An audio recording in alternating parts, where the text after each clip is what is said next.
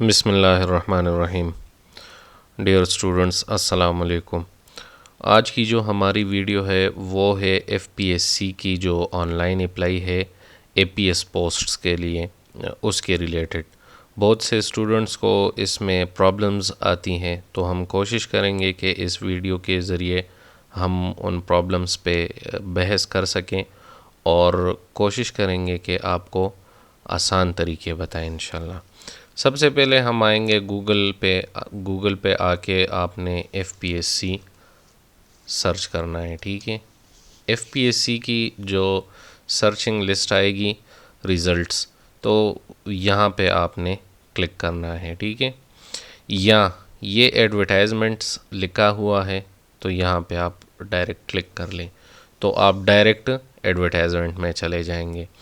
उसमें फिर आपको एडवर्टाइजमेंट में आप चेक कर ले, ये 3 ऑप्शंस आपके लिए हैं कि करंट एडवर्टाइजमेंट, पास्ट जो प्रीवियस हमारे पास गुजरे हैं वो एडवर्टाइजमेंट्स और गाइडलाइंस। तो हमें करंट एडवर्टाइजमेंट की ज़रूरत है, लेकिन हम इसकी 2-3 तरीके और भी है, उसको भी जान लेते हैं। आपने इस पे क्लिक करना है। क्लिक करने के बाद जब आपके पास ओपन हो जाए तो ये एक यहाँ पे आपके पास आ जाता है हेडलाइंस में। इससे भी आप ओपन कर सकते हैं क्लिक करने के बाद। और एक आप यहाँ पे ये जो अपडेट्स वगैरह हैं, तो यहाँ पे भी आपके पास वो एडवर्टाइजमेंट होती है। अगर लेट सपोज़ आपके पास यहाँ पे इन डिटेल्स में नहीं आ रही है, तो इट मीन्स कि ये डिटेल्स या जो न्यूज़ है वो बहुत ज़्यादा है, तो वो थोड़ा इंतज़ार कर ले। अगर आपके पास टाइम नहीं है तो व्यू ऑल करके ये जब ओपन हो जाए तो आप इसको नीचे स्क्रॉल करें और अपना एडवर्टाइजमेंट यहाँ पे आप चेक कर लें, क्योंकि ये जो अपडेट्स हैं ये डेट वाइज जो लेटेस्ट होती हैं ना, वो सबसे टॉप पे आती हैं। ये दूसरा तरीका हो गया मेन पेज पे। और तीसरा जो तरीका है वो यहाँ पे एप्लीकेशन, आप यहाँ पे आएंगे तो कंसोलिडेटेड एडवर्टाइजमेंट आपको दिखाई देगा, तो इस पे आप क्लिक करेंगे तो यहाँ पे आपके पास 3 ऑप्शंस आएंगी। एक आपके पास एडवर्टाइजमेंट ओपन करने के लिए, तो मैंने ऑलरेडी ओपन किए हैं क्योंकि बाज़ औक़ात इसमें मसला आ जाता है। अच्छा, आपने एडवर्टाइजमेंट चेक कर ली है, तो सबसे पहले आपने एडवर्टाइजमेंट में क्या करना है कि डेट आपने चेक करनी है कि कौन सा डेट है जो जिस डेट को ये एडवर्टाइजमेंट क्लोज़ हो जाएगा, तो उससे पहले पहले आपने अप्लाई करनी है। अच्छा, इसमें अक्सर स्टूडेंट्स लेज़ी होते हैं, वो कहते हैं कि यार चलो 2-3 दिन रह जाएंगे तो फिर अप्लाई कर लेंगे। ये हमेशा याद रखें, जहन में अपनी बिठा लें कि आखिर 2-3 जो दिन होते हैं ना, वो कोई भी टेक्निकल फॉल्ट आ सकता है। अक्सर ऐसा हो सकता है कि आपके पास वेबसाइट की जो सर्वर है वो इतनी लोड हो जाती हैं कि वो सर्वर डाउन हो जाता है और फिर आप अप्लाई नहीं कर सकते, तो आप अपनी लेज़ीनेस की वजह से नुकसान कर बैठते हैं। तो कोशिश किया करें कि जो एडवर्टाइजमेंट से 5 दिन पहले आप अप्लाई कर लिया करें तो बेहतर रहेगा। अच्छा, एडवर्टाइजमेंट में आपके पास ये आ गया केस नंबर और उसकी डिटेल्स, क्वालिफ़िकेशन, जो रिक्वायरमेंट्स हैं। फिर उसके बाद आपने दूसरा जो इम्पॉर्टेंट चीज़ है वो आपके पास नेक्स्ट जो कॉलम है उसमें ये है कि डिटेल्स ऑफ वैकेंसीज़। पहले हमारे ज़माने में ऐसे होता था 2018 से पहले कि जितनी भी एडवर्टाइजमेंट्स आती थी तो ये हर जो मिनिस्ट्री या डिपार्टमेंट जो हुआ करता था तो वो उसके लिए अलग-अलग आपने फ़ीस डिपॉज़िट करनी होती थी और हर टेस्ट के लिए अलग आपने अपेयर होना होता था। अभी तो 2018-19 के बाद एफपीएससी वालों ने बहुत इसको अच्छा कर लिया है, मतलब एक ही कंसोलिडेटेड एडवर्टाइजमेंट दे देते हैं और एक ही दफ़ा आप फ़ीस जमा कर लेते हैं और फिर एक ही टेस्ट आप देते हैं। तो जब आपकी सिलेक्शन होती है तो eight the time of interview आपने अपना वोट कास्ट करना होता है कि आपने कौन से डिपार्टमेंट में जाना है। तो ये एक अच्छी बात है और आप लोगों के लिए बहुत फ़ायदेमंद है, क्योंकि आपके पैसे भी बच जाते हैं और टेस्ट के लिए बार बार अपीयर भी नहीं होना पड़ता। अच्छा, जो इम्पॉर्टेंट चीज़ है इसमें, एक तो आपके पास कि कौन सी मिनिस्ट्री कौन सी डिपार्टमेंट है, ठीक है। उसके बाद आपने नंबर ऑफ़ वैकेंसीज़ के इस मिनिस्ट्री या इस डिपार्टमेंट में कितने हैं, और उसकी स्टेटस के टेम्प्रेरी है या परमानेंट है, और उसकी एलोकेशन, जो एलोकेशन है ना, इसमें आप ज़रा एहतियात कर लिया करें। आपने एक चीज़ जहन में रखनी होती है कि जो एलोकेशन होती है ना, वो अक्रॉस पाकिस्तान होती है। तो अक्रॉस पाकिस्तान इसमें अक्सर बंदे कंफ्यूज हो जाते हैं। वो कहते हैं कि यार एपीएस है और बस अप्लाई कर लें। तो इस तरह नहीं होता। इन सारी जो आपके पास एडवर्टाइज्ड पोस्ट्स आती हैं वो एक प्रॉपर डिस्ट्रीब्यूशन के तहत आपको मिलती है। मतलब पंजाब और सिंध और केपी और बलूचिस्तान और आज़ाद कश्मीर, एक्स फाटा और ये सब इनकी अपनी वो आ जाती है ना, डिस्ट्रीब्यूशन जो कोटा सिस्टम के तहत होता है, तो उनकी डोमिसाइल आ जाती हैं। तो इनमें आपने एक चीज़ का बहुत ध्यान रखना है, और वो ये चीज़ है कि अगर लेट सपोज़ आपके पास आ गई है, मैं आपको जैसे यहाँ पे फेडरल गवर्नमेंट ऑर्गेनाइजेशन है, या अच्छा, जो जिस चीज़ के लिए मैं सर्च कर रहा था, वो इम्पॉर्टेंट जो मैं आपको समझाना चाह रहा हूँ वो ये है कि लेट सपोज़ अगर फेडरल पब्लिक सर्विस कमीशन में 2 सीट्स हैं और वो है डिस्ट्रीब्यूटेड, ठीक है। तो उस डिस्ट्रीब्यूशन में फ़र्दर आपने एक और चीज़ का बहुत ज़्यादा ध्यान रखना है। जिस तरह ये पंजाब की आ गई है ना एक पोस्ट 1, इसके साथ इन ब्रैकेट में आपने चेक करना है कि ये कौन सा कोटा है। पंजाब या सूबे, जिस सूबे को एक सीट मिली है उसको फर्दर उस पे डिस्ट्रीब्यूट किया गया है 3 कोटों में। एक मेरिट जो जर्नल होता है, हर कोई अगर let suppose Punjabi domicile holder है तो वो अप्लाई कर सकता है। दूसरा होता है वुमेन कोटा। अभी इस सीट के लिए कोई भी अप्लाई नहीं कर सकता एक्सेप्ट फीमेल, ठीक है। जो पंजाब डोमिसाइल होल्डर फीमेल्स हैं वो इसके लिए अप्लाई कर सकते हैं। और एक और कोटा होता है, वो माइनॉरिटी का कोटा होता है। तो इन चीज़ों का आपने ख्याल करना है कि ऐसा ना हो कि बाद में आप पैसे जमा कर लें और आके आप जब अप्लाई करने लगे तो आपके पास आपकी सीट ही ना हो जर्नल, तो फिर आपके कोटे की सीट ना होगी तो आपके पैसे भी जाएंगे और वो भी होंगे, आपका मसला भी बनेगा। तो आ जाते हैं हम अपनी दूसरी स्टेप की तरफ। जो इस बॉक्स में एडवर्टाइजमेंट पे तो हमने डिस्कशन कर लिए। दूसरा जो हमारे पास पॉइंट है वो है कि डाउनलोड चालान फॉर्म। तो इस पे आप क्लिक करेंगे तो ये आपके पास चालान फॉर्म आएंगी। इसको आपने फिल करना है, नाम और केस नंबर और बैंक की जो डिटेल्स हैं, और फिर उसको आपने बैंक ले जाके, नेशनल बैंक ऑफ पाकिस्तान जो आपके नज़दीक हो, वहाँ पे जाके आपने अपने पैसे इसमें जमा करवा देने हैं।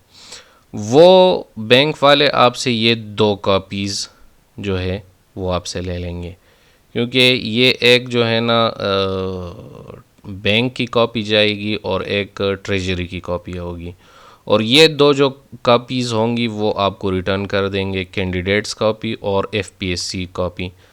इन 2 कॉपीज़ को, इन 2 रसीदों को आपने ऐसे संभाल के रखना है जैसे बंदा आजकल अपनी मोबाइल की हिफाजत करता है, क्योंकि at the time of test इसके बगैर आपको वो टेस्ट के लिए परमिशन नहीं देते। पहले तो नहीं देते थे, अभी तो थोड़ी बहुत वो हो गई है, लेकिन फिर भी अपनी एहतियात कर लिया करें, ठीक है। जो नेक्स्ट स्टेप है वो है हमारे पास टू अप्लाई ऑनलाइन। आपने यहाँ पे क्लिक करना है, ठीक है। तो यहाँ पे आपके पास आ गया जनाब कि आपने कौन सा जॉब और आपकी जितनी भी डिटेल्स है, बायोडाटा है, वो आपने फीड करना है। तो आपने अपना केस नंबर याद रखना है। अभी यहाँ पे जो इस एडवर्टाइजमेंट में है हमारे पास दो चीज़ें हैं। एक हमारे पास कंबाइंड जो एडवर्टाइजमेंट हमने जो अभी चेक किया था तो वो सब मिनिस्ट्रीज़ और डिवीज़न का है। एक ये हमारे पास केस नंबर 2 जो है 2023 का, ये नेब वाला है। तो आप इस पे क्लिक करेंगे तो ये डायलॉग बॉक्स आपके पास ओपन हो जाएगा और एंड पे आपने आके यहाँ पे डोमिसाइल चेक करना है। ये देख ले, ये यहाँ पे आपके पास लिखा हुआ है कि नेशनल अकाउंटेबिलिटी ब्यूरो, ठीक है। तो डोमिसाइल चेक करना है, जो सिंध वाले हैं सिर्फ वो कर सकते हैं और सिंध में भी फिर अर्बन वाले जो होते हैं, ठीक है। तो इसमें हमने नहीं करना, हमने दोबारा क्लिक करना है और नीचे आके हमारा जो रिक्वायर्ड जो हमारे पास केस है वो 1 है, ठीक है। तो हमने इस पर क्लिक किया, ये हमारे पास अभी आ गई है। तो यहाँ पे आप चेक कर लें, ये मिनिस्ट्री डिपार्टमेंट वेरियस मिनिस्ट्रीज़, और क्योंकि वो कंसोलिडेटेड एडवर्टाइजमेंट है ना, ठीक है। इसमें आप की जो जॉब ड्यूटीज़ है, जॉब स्टेटस है, जो एलिजिबिलिटी क्राइटेरिया है, या एज की जो रिक्वायरमेंट है, या जो क्वालिफ़िकेशन और एक्सपीरियंस की रिक्वायरमेंट है, वो सब है। और एंड में आपके पास यहाँ पे आ जाती है कोटा डिस्ट्रीब्यूशन। कोटा डिस्ट्रीब्यूशन में सबसे पहले मेरिट, इस पे आप एक चीज़ अपने जहन में बिठा लें। मेरिट में वो बंदे आते हैं जो सारी मेरिट लिस्ट बन जाए और जो टॉप पे जो बंदे होते हैं तो उनको मेरिट वाली सीट्स पे एडजस्ट किया जाता है, और जो इस मेरिट वाली उसमें नहीं आते सिस्टम में तो उनको फिर प्रोविंसेस में लेके चलते हैं, और वो फिर प्रोविंशियल लेवल पे उनकी अलहदा फिर मेरिट लिस्ट बनती है, तो उसमें वो फिर एडजस्ट कर लेते हैं। तो हमारी इस जॉब के लिए हमने अप्लाई करना है, तो अप्लाई फॉर दिस जॉब हम इस पे सेलेक्ट करते हैं। मैं सारा डेटा इंटर करके तो फिर आपके पास वापस आता हूँ, क्योंकि टाइम बचाना है इंशाल्लाह। अच्छा जी, मैंने अपना डेटा सारा इसमें फ़ीड कर लिया है। तो क्या करना है, आप लोगों ने करना है, ये सिलेक्शन करने के बाद आपने यहाँ पे CNIC और जो आपने पैसे डिपॉज़िट किए उसकी डेट जो रसीद में आपको बाकायदा नज़र आएगी, जो बैंक वालों ने आपको रसीद पे स्टैंप दी होगी, उस स्टैंप से भी आपको पता चलेगा कितने पैसे जमा किए, कौन से बैंक में, उसका कोड, उसकी लोकेशन। ये इस सेक्शन में आपने ये चीज़ें फीड कर देनी है। नेक्स्ट जो सेक्शन है उसमें आपकी डोमिसाइल कौन से सूबे से हैं आप, ठीक है, वो आप मेल है, फीमेल है, जेंडर, आपकी रिलीजन, आपकी डिस्ट्रिक्ट, जो डोमिसाइल की जो बात होती है वो भी ज़रूरी होती है। अच्छा, इसमें जो एक अच्छी बात है, ये आपने टेस्ट सेंटर और इंटरव्यू सेंटर आप दोनों सेम अगर करना चाहें तो सेम भी कर सकते हैं, और अगर आप इसको चेंज करना चाहते हैं, मतलब टेस्ट एक जगह पे हो और इंटरव्यू पर दूसरी जगह पे हो, तो वो भी कर सकते हैं। तो ये एक पॉजिटिव पॉइंट है, अगर कोई बंदा इसको अवेल करना चाहते हैं तो कर सकते हैं।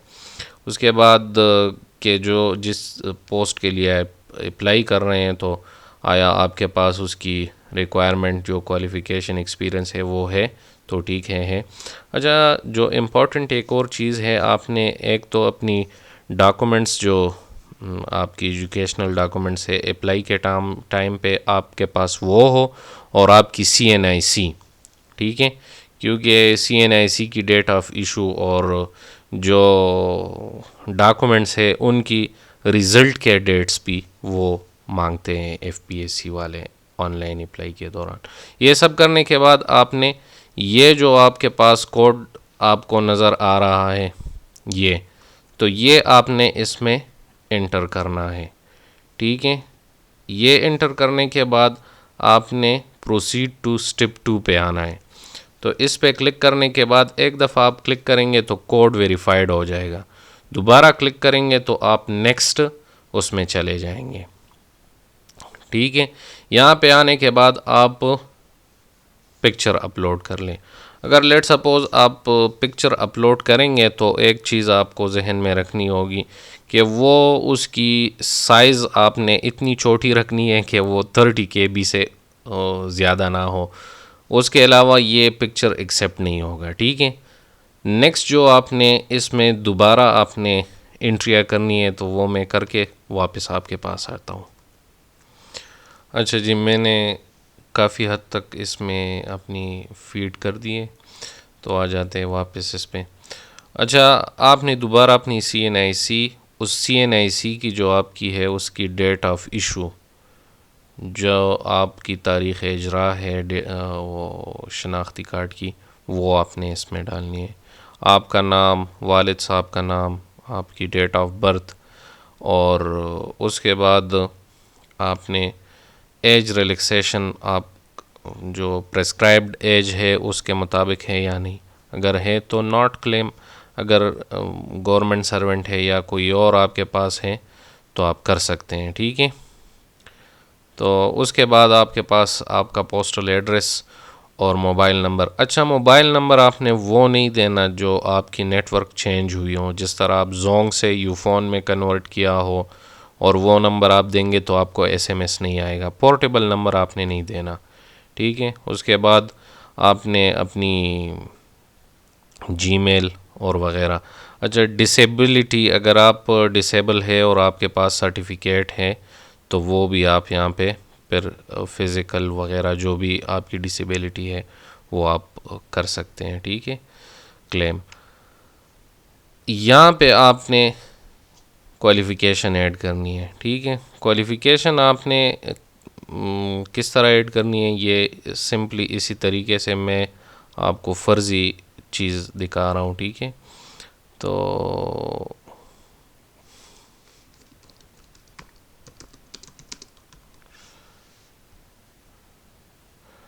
आपने डिवीज़न या CGPA जो भी आपकी है, यहाँ पे आपने क्या किया है, मतलब कौन सी आपने पढ़ाई की है तो वो कर लेना है और उसको सेव करके, ठीक है, जो डिवीज़न वगैरह है, ठीक है। यहाँ पे फिर आपने फाइनली क्लिक करना है और क्लिक करने के बाद submit your application for review, आपकी रिव्यू आएगी तो ये आपके पास आ जाएगा जनाब, आपका एप्लीकेशन सबमिट हो गया है। और आपने इस पे क्लिक करके ये यहाँ से आप डायरेक्ट प्रिंट भी ले सकते हैं, ठीक है। और आप इस ट्रैकिंग ID को नोट कर लें तो फ्यूचर में अगर आपको अपनी ये चीज़ चाहिए हो तो वो आप ले सकते हैं, ठीक है। उस पे फिर बाद में हम करेंगे एक वीडियो। ये आपके पास ऑनलाइन आपकी अप्लाई हो गई है और ये आपका फॉर्म हो गया है। तो इंशाल्लाह उम्मीद है कि हमारी इस वीडियो से आपको बहुत फ़ायदा होगा। मज़ीद वीडियोस के लिए आप हमें सपोर्ट करें, हमारे चैनल को सब्सक्राइब करें। शॉर्ट हैंड डिक्टेशन QSI के नाम से यूट्यूब पे हमारा चैनल है और फेसबुक का हमारा जो पेज है वो कायद स्टेनोग्राफी इंस्टीट्यूट के नाम से है। तो इंशाल्लाह आपकी सपोर्ट से हम और भी कोशिश करेंगे कि आपके लिए मज़ीद आसानी जो हो वो आप तक ले आए। शुक्रिया। अस्सलाम वालेकुम।